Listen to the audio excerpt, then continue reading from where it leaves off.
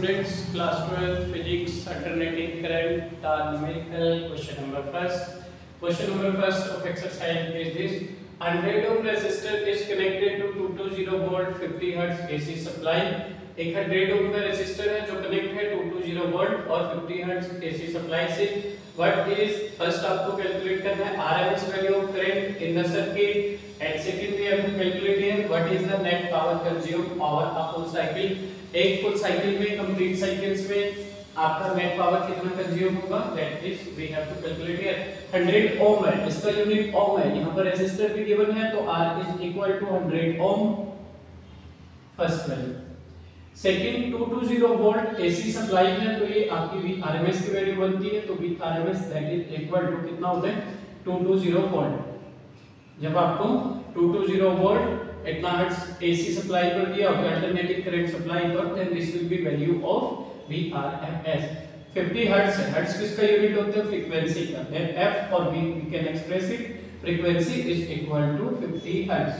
ठीक है, कैलकुलेट क्या करना है RMS value of the current. Current होता है I, RMS है तो RMS.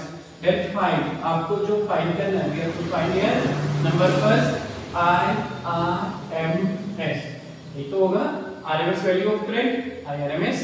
सेकंड I करंट होता है RMS value root mean square value. What is the net power consumed over a full cycle.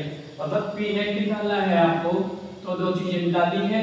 Identities अगर आपकी क्लियर है तो आपको ये क्लियर हो जाएगा पूरा एकदम से इजी कॉन्सेप्ट है. IRMS जो हमारा IRMS होता है that is equal to VRMS upon R होता है तो IRMS is equal to VRMS upon R. तो VRMS की वैल्यू कितनी है आपके पास 220. देखो जब IRMS आपको कैलकुलेट करना होगा या VRMS कैलकुलेट करना होगा टर्म्स आपकी रेजिस्टेंस और IRMS होगी तो हम ये आइडेंटिटी यूज करते हैं इसलिए कैलकुलेट हो जाता है. तो IRMS कैलकुलेट करना है VRMS या R दोनों की वैल्यू है तो VRMS को R कर दो. अगर आपके पास सपोज VRMS या R में से आपको कुछ कैलकुलेट करना है इन दोनों की वैल्यू है तो आप इसलिए को भी कैलकुलेट कर सकते हैं बाय दिस आइडेंटिटी. तो आपने किया VRMS 220 था और अपॉन R कितना है आपका 100. एक जीरो से एक जीरो कैंसिल हुआ, 1 के आगे एक डिजिट है तो एक डिजिट इधर डेसिमल लगा देते 2.2. करंट है तो यूनिट क्या होगी एम्पीयर. तो आपके पास IRMS that is equal to 2.2 ampere. That is our answer first part. First part का आंसर आ गया 2.2 ampere. I think it is clear. Second point करके second what is the net power consumed over full cycle. जब आपको power calculate करनी होती है that is VRMS into IRMS.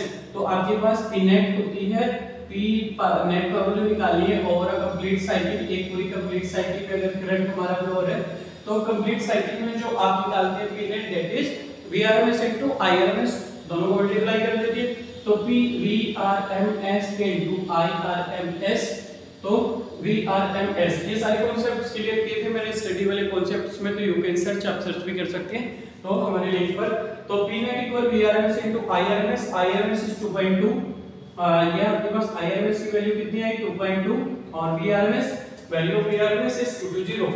तो 220 दोनों को जब आप मल्टीप्लाई करेंगे तो कितना हो जाएगा 22 की मल्टीप्लाई तो 484 होती है. एक जीरो आपने यहां से पुट किया, एक डिजिट के इधर डेसिमल लगाएंगे और पावर की वैल्यू कितनी होती है unit is KSI watt. What is answer is your what. ठीक है 484 watt. That's done. इतना ही आपको करना था. That's it.